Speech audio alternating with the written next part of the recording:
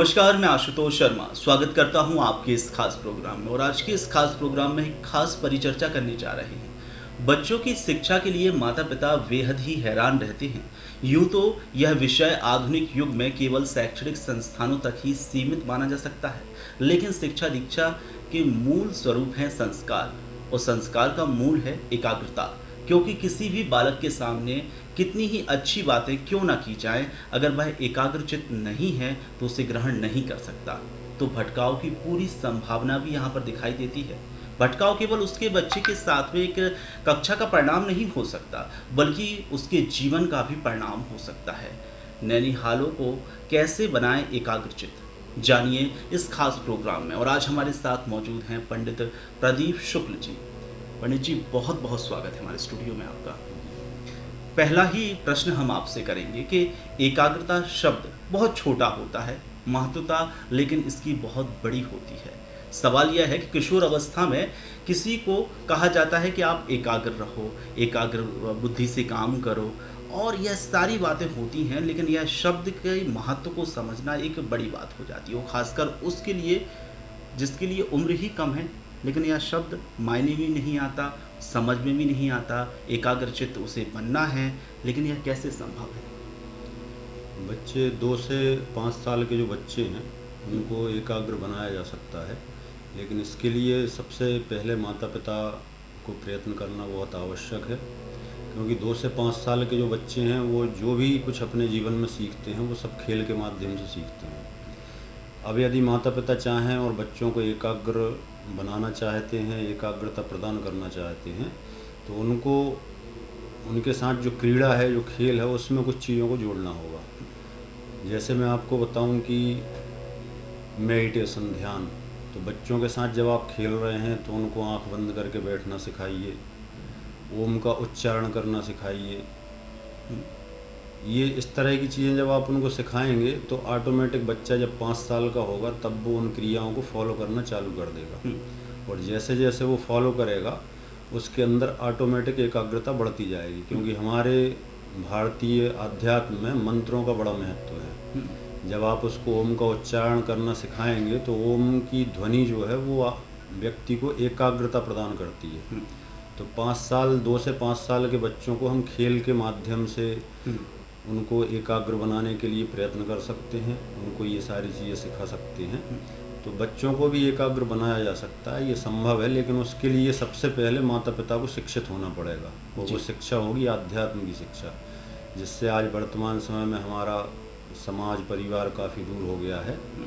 तो यदि हम ये शिक्षा सबसे पहले माता पिता को प्रदान करें और फिर माता पिता अगर उस शिक्षा को अपने बच्चों को प्रदान करेंगे तो निश्चित ही बच्चे जो है 5 साल की उम्र तक आते आते एकाग्रता का पूर्ण रूप से लाभ भी उठा सकेंगे और वो अपने चित्त को एकाग्र करने में सफल भी होंगे। एक पंडित जी, पहला ही प्रश्न हम आपसे करते हैं कि एकाग्रता शब्द बहुत छोटा होता है, लेकिन इसका महत्व बड़ा होता है। किशोर अवस्था में कहा जाता है कि एकाग्रचित्तता से पढ़ाई करें, और वहीं बाल अवस्था में अगर हम बात करें तो जब वह बच्चे बहुत छोटे होते हैं उन्हें तो एकाग्र शब्द ही समझ में नहीं आता। एकाग्रचित्तता से वह कैसे आगे बढ़े, यह कैसे संभव है?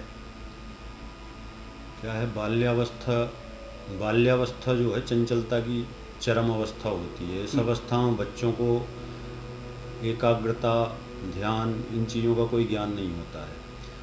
तब भी अगर माता पिता चाहें तो वो बच्चों को एकाग्र बनाने के लिए प्रयत्न कर सकते हैं, और कई बार ऐसे प्रयत्न सफल भी पाए गए हैं। इस तरह के जैसे उपाय हैं कि अब 2 से 5 साल की जो अवस्था होती है वह अवस्था ऐसी अवस्था है जिसमें बच्चे जो भी कुछ सीखते हैं, महसूस करते हैं, वो या तो दृष्टि के माध्यम से देख के सीखते हैं या फिर खेलों के माध्यम से जो हम उनको सिखाते हैं वो सीखते चले जाते हैं। तब हमें बच्चों में एकाग्रता की वृद्धि के लिए योग का उपयोग करना होगा। योग कौन से? 3 योग, मंत्र योग, ध्यान योग, क्रिया योग। मंत्र योग यानी आप जब बच्चे के साथ खेल रहे हैं, उसके साथ क्रीड़ा कर रहे हैं, तब आप ओम का उच्चारण करें, कुछ मंत्रों का उच्चारण करें, बच्चे को आंख बंद करके मेडिटेशन करना सिखाएं।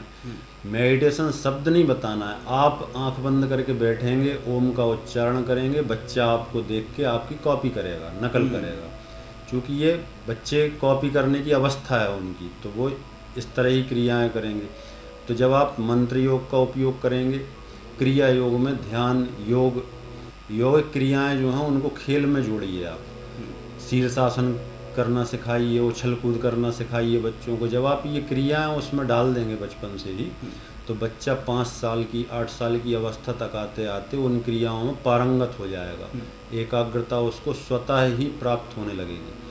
क्योंकि हमारा जो मंत्र योग है, मंत्र योग में मंत्रों का जो प्रभाव है, तो मंत्रों का मुख्य प्रभाव जो है वो एकाग्रता प्रदान करना है। व्यक्ति जब मंत्र का जप करता है तब स्वतः उसे एकाग्रता प्राप्त होने लगती है। तो हम अगर बच्चे को बचपन से ही ओम, जो कि बहुत ही सरल शब्द है, बिल्कुल, और उस सरल शब्द का जब हम उसको उपयोग करना सिखाएंगे तो वो ओम ओम का जब उच्चारण करेगा तो उस उच्चारण के समय उसका मस्तिष्क एकाग्र होना प्रारंभ हो जाएगा। और 5 से 8 साल की अवस्था आते आते बच्चा एकाग्रता को धारण करना सीख जाएगा। और इसके लिए सबसे पहला कार्य जो है वो माता पिता को आध्यात्मिक रूप से शिक्षित होना है। जब माता पिता आध्यात्मिक रूप से शिक्षित होंगे तो वो अपने बच्चे को भी उस प्रकार की शिक्षा दे सकते हैं। बिल्कुल।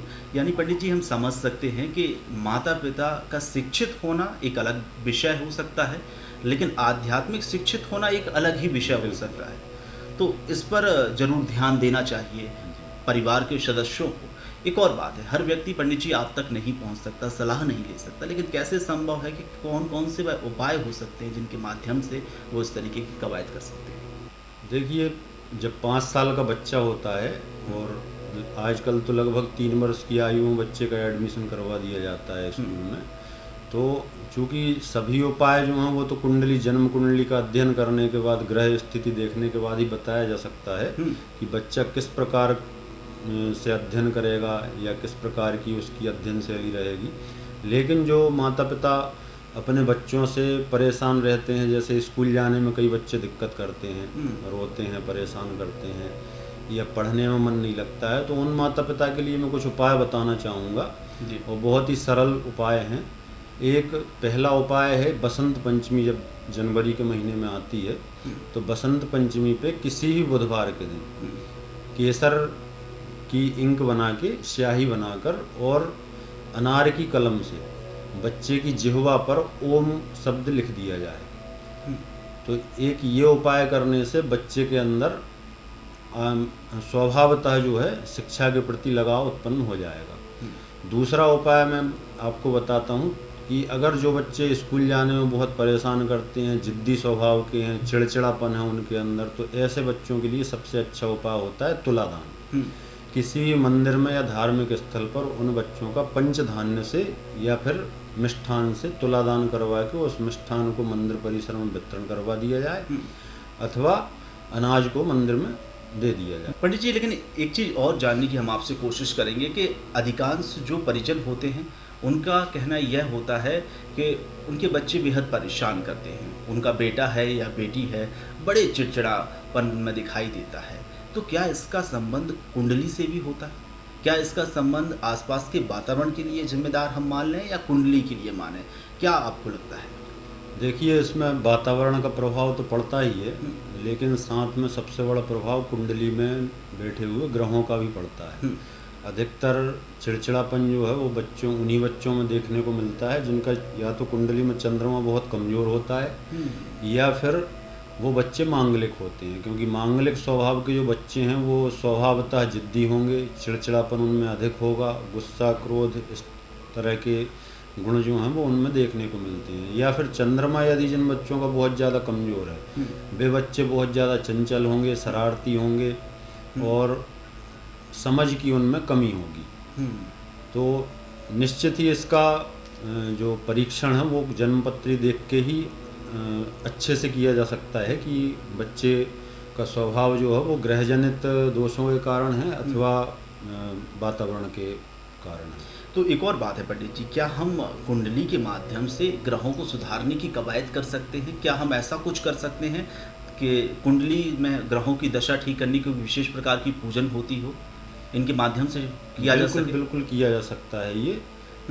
जो बच्चे बहुत ज़्यादा जिद्दी होते हैं, अगर और कुंडली में अगर मांगलिक दोष निकल के आता है या बच्चा जो है मांगलिक है, तो उस बच्चे को अधिक से अधिक चांदी धारण करवाई जाए, चांदी के पात्र में रात्रि में जल भर के रख दिया जाए, सुबह उस बच्चे को वह जल ग्रहण करवाया जाए। मीठा खाने के लिए बच्चे को कम दिया जाए। विशेष तौर से चॉकलेट जो होती है, चॉकलेट मंगल की ही वस्तु है, और जब बच्चा मांगलिक बच्चा चॉकलेट खाएगा तो उसमें क्रोध बढ़ेगा, ऊर्जा बढ़ेगी, और जब ऊर्जा बढ़ेगी तो बच्चा जो है वो शरारत करेगा। क्योंकि हमारे अंदर जब ऊर्जा अधिक होती है तब हम कुछ ना कुछ क्रिया करने की चेष्टा करते हैं, तो उसके लिए अगर कोई काम नहीं है तो वो बहुत ज़्यादा शरारत करेगा। इसके लिए सबसे मुख्य चीज़ ये है कि बच्चे को चॉकलेट की आदत न डाली जाए।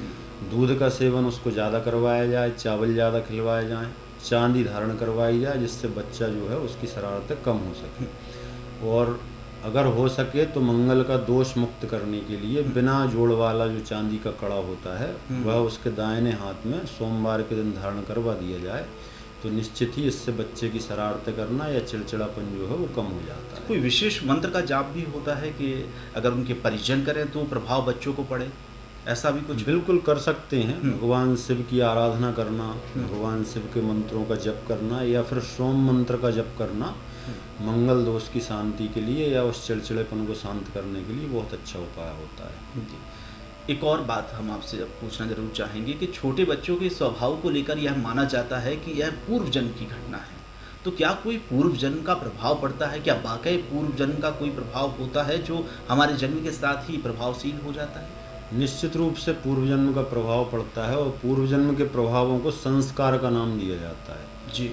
ये संस्कार जो है बच्चे के जन्म के साथ ही प्रारंभ होते हैं, और इसके लिए कुंडली, जन्म कुंडली का 12 भाव जो है उसका अध्ययन किया जाता है। 12 भाव जन्म पत्रिका का जो है वो अभी जीवात्मा का गया हुआ पिछला जन्म है। उससे पता चलता है कि बच्चा जो है या ये जीवात्मा पिछले जन्म में किस तरह के संस्कार भोग के आया है, और इसने किस तरह से जन्म ग्रहण करके अब आगे भविष्य में ये क्या करेगा। तो ये पूर्व जन्म के संस्कार जो हैं वो बच्चे को करीब करीब 12 वर्ष तक प्रभावित करते हैं, क्योंकि 12 वर्ष तक बच्चा जो है चंद्र के प्रभाव में रहता है। 12 वर्ष तक चंद्र के प्रभाव में रहता है। बिल्कुल जी। 12 वर्ष के बाद पूर्व जन्म के कुछ संस्कार जो हैं वो उनका प्रभाव कम होना शुरू होता है, और धीरे धीरे बच्चा नए संस्कारों की ओर अग्रसर होता है। इसको आशुतोष जी हम ठीक इस तरह से समझते हैं। मैं एक छोटा सा उदाहरण देता हूँ आपको जी। कि जैसे मोबाइल, हम कोई मोबाइल का हैंडसेट लेते हैं, उस हैंडसेट में हम गूगल अकाउंट क्रिएट करते हैं। बिल्कुल। गूगल अकाउंट क्रिएट करने से हमारा जो भी मेमोरी है या डाटा है या जो कॉन्टैक्ट नंबर है वो सब गूगल अकाउंट पर सेव हो जाते हैं। अब सिम निकालने के बाद, मोबाइल ख़राब होने के बाद में हम नए मोबाइल में जब भी अपनी सिम डालेंगे और गूगल अकाउंट को टाइप करेंगे तो हमारा पुराना जो भी डाटा है, वो रिकवर, कॉन्टैक्ट है, वो रिकवर हो जाएंगे।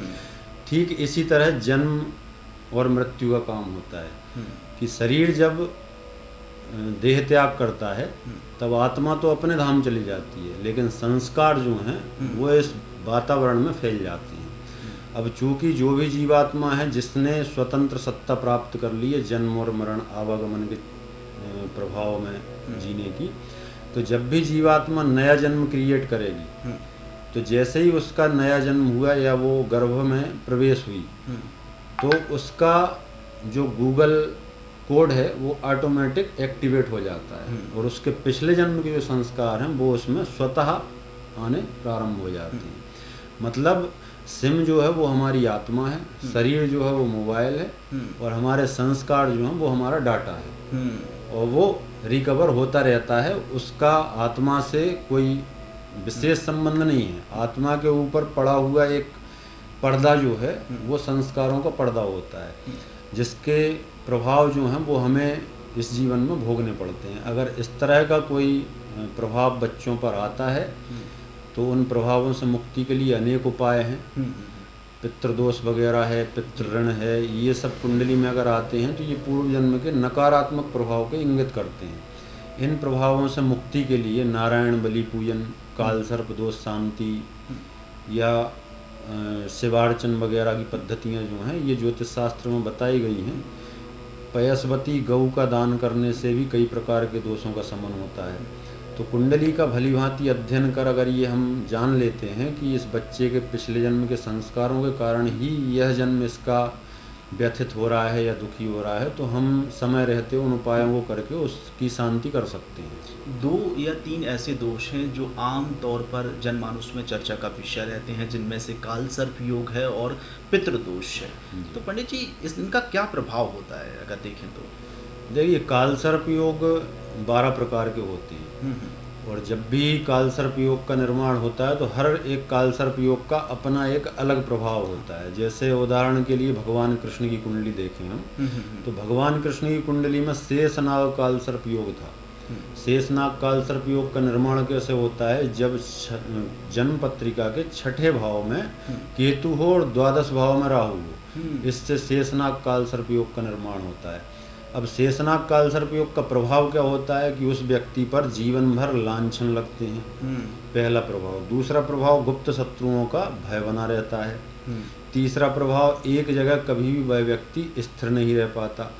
तो ये सारे प्रभाव जो हैं भगवान कृष्ण के जीवन काल में आपको देखने को मिल जाएंगे।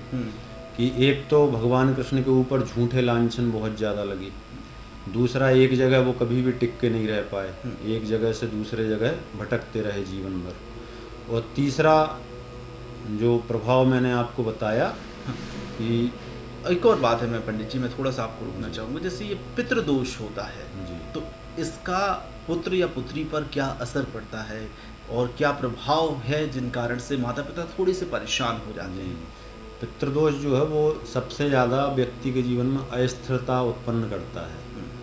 जैसे बच्चों की शिक्षा ग्रहण करने की आयु होती है, अगर किसी बच्चे की जन्म कुंडली में पितृदोष है तो वह बच्चा एकाग्रता के साथ में शिक्षा ग्रहण नहीं कर सकता है, बार बार सब्जेक्ट बदलने की चेष्टा होगी उसकी। कोई बच्चा अगर छोटा सा है, प्राइमरी या मिडिल स्कूल में है, तो वह बच्चा जो है कुछ ना कुछ बहाने बना के माँ बाप को बताएगा कि मेरा आप स्कूल चेंज करवाइए, मुझे इस स्कूल में अच्छा नहीं लगता है। तो जब वह बच्चा एक स्कूल से दूसरे स्कूल में जाएगा, उसमें 1-1.5 साल पढ़ेगा, उसके बाद कहेगा मुझे इस स्कूल में फला टीचर परेशान करता है, बच्चे परेशान करते हैं, अच्छा नहीं लगता है, अलग स्कूल में एडमिशन कराइए। तो माता पिता जो है वो यह समझ नहीं पाते हैं कि यह बच्चा जो है ये इन पितृदोष या कालसर्प दोष के कारण ये वृत्ति इसमें उत्पन्न हुई है, बिल्कुल, ना कि उसको स्कूल से कोई दिक्कत उत्पन्न हो रही है। तो यानी हमेशा अगर देखा जाए तो कुंडली का प्रभाव, पूर्व जन्म का प्रभाव, यह बालक बालिकाओं पर देखे जाते हैं और इनके उपाय करना बेहद जरूरी होते हैं। आखिरी अगर हम आपसे प्रश्न करें पंडित जी इस प्रोग्राम का, तो हमारे दर्शकों को आप किस तरीके की सीख देना चाहते हैं, क्या नसीहत देना चाहते हैं कि क्या करें और क्या ना करें जिससे जीवन में सफलताएं हासिल हो सकें? देखिए, सफलताएं आज का हमारा जो कार्यक्रम है वो निश्चित रूप से बच्चों पर आधारित है और बच्चों की शिक्षा पर आधारित है। तो मैं इसके लिए सबसे पहला सजेशन तो यह देना चाहूँगा बच्चों के माता पिता को, कि माता पिता जो हैं वह सबसे पहले भारतीय आध्यात्म की शिक्षा ग्रहण करें और बच्चों को वह शिक्षा प्रदान करना प्रारंभ करें। दूसरा जो मेरा सजेशन है वह ये है कि मैंने कई जगह ऐसा देखा है कि जो अच्छे जॉब करने वाले मुस्लिम भाई बहन हैं हमारे, तो काफ़ी परिष्कृत परिवार है उनका, सभी पढ़े लिखे लोग हैं, लेकिन जब उनके घर में छोटे छोटे बच्चे होते हैं, 2-2, 5-5 साल के बच्चे, तो वो किसी मस्जिद के मौलवी को बुला के उसको कुरान शरीफ की शिक्षा प्रदान करवाते हैं घर में कोचिंग दे के। तो मैं सभी माता पिता से यह कहना चाहूँगा और निवेदन करना चाहूँगा कि आप ज़्यादा नहीं तो संडे के संडे किसी एक ब्राह्मण से संपर्क करके अपने बच्चों के या अपने मोहल्ले के बच्चों को एकत्रित करके उनको धर्म की शिक्षा प्रदान कीजिए और उनको जो छोटी छोटी बातें हैं हमारे धर्म की उनका आप पंडित जी से बोल के ज्ञान प्रदान करवाइए, क्योंकि जब बच्चे ये सारी चीज़ें सीखेंगे, आपके बच्चे को जब पंडित जी बताएंगे कि बेटा सुबह उठ के माता पिता के चरण स्पर्श करने हैं, और उस कोचिंग के बाद में जब आपका बच्चा प्रातःकाल आपके पास आके आपके चरण स्पर्श करेगा, तब स्वाभाविक रूप से आपको एक आनंद की प्राप्ति होगी, आपको लगेगा कि आपका बच्चा सही मार्ग पर जा रहा है। तो आज के इस भौतिक युग में जहाँ मोबाइल, टीवी, टेक्नोलॉजी की भारी मारामारी है और उसमें बच्चों का भविष्य जो है वो कहीं ना कहीं विकृत हो रहा है। बिल्कुल। तो ऐसे समय में हमें एक सही मार्गदर्शन की बहुत आवश्यकता है, और वह सही मार्गदर्शन जो है वह हमारे गुरु, हमारे ब्राह्मण हमें बहुत अच्छी तरह से प्रदान कर सकते हैं। तो अगर इस तरह के प्रयत्न हों और बच्चों को इस तरह की धार्मिक शिक्षाएं दी जाएं तो निश्चित रूप से बच्चे कभी गलत रास्ते पर नहीं जाएंगे। बिल्कुल पंडित जी, ये यानी एकदम बिल्कुल साफ हो गया है कि आप शिक्षा का एक दूसरा पैमाना भी समझने की कोशिश करें कि आध्यात्मिक शिक्षा बेहद जरूरी है। साइंस के ज़माने में आध्यात्म को इसलिए भी जोड़ा जाता है पंडित जी, क्योंकि कहीं ना कहीं आध्यात्म भी हमें साइंस को बतलाता है। तो उसके अनेकों उदाहरण देखने को मिले हैं कि कैसे हम आध्यात्म से साइंस से जुड़ सकते हैं। उस जमाने का साइंस हमसे ज़्यादा डेवलप था। और ये जो आध्यात्मिक क्रियाएं हैं इन पर भी अगर आप बहुत बारीकी से रिसर्च करेंगे तब आपको उनके अंदर छुपे हुए साइंस का ज्ञान हो जाएगा। बिल्कुल, कि किस तरह से साइंटिफिक चीज़ें जो हैं ऋषि मुनियों ने हमें प्रदान की हैं और हम उनका उपयोग करके वर्तमान में ही ले लीजिए, जैसे कोरोना जैसी महामारी फैली हुई है। तो आज कोरोना महामारी में सारी दुनिया जो है वह संवाद के क्षेत्र में मतलब अभिवादन के लिए नमस्ते का उपयोग कर रही है। बिल्कुल, कोरोना से बचने के लिए तुलसी और काली मिर्च का उपयोग किया जा रहा है। तो हम वापस पहुंचे ना, हमारी टेक्नोलॉजी आज रखी रह गई सारी। या एक दूसरी बात है, हम क्वारंटीन की बात करते हैं तो वो हमारे शास्त्रों में पहले से लिखा हुआ था कि चतुर्मास कीजिए। जी, चतुर्मास करने का अर्थ ही ये होता है कि आप क्वारंटीन हो जाते हैं। चतुर्मास और साथ में सूतक, हाँ, एक जो सूतक शब्द का प्रयोग होता है वो भी क्वारंटीन है। तो इस तरह के उपाय अगर हम अपने मूल धर्म से जुड़ेंगे और जुड़कर अपनी जीवनचर्या को जिएंगे, काफ़ी सारे नकारात्मक प्रभावों से हम बचेंगे और बचने के साथ हम एक सफल जीवन जो है उसको प्राप्त कर सकते हैं। पंडित जी, तमाम जानकारी साझा करने के लिए बहुत बहुत शुक्रिया। बहुत ज्ञानवर्धक बातें आपने हमारे दर्शकों के लिए साझा की। हमारे स्टूडियो में आने के लिए आपका बहुत बहुत शुक्रिया। तो अगली बार हम फिर हाजिर होंगे एक नए विषय के साथ जो आपको जानना बेहद जरूरी है। फिलहाल दें इजाज़त, नमस्कार।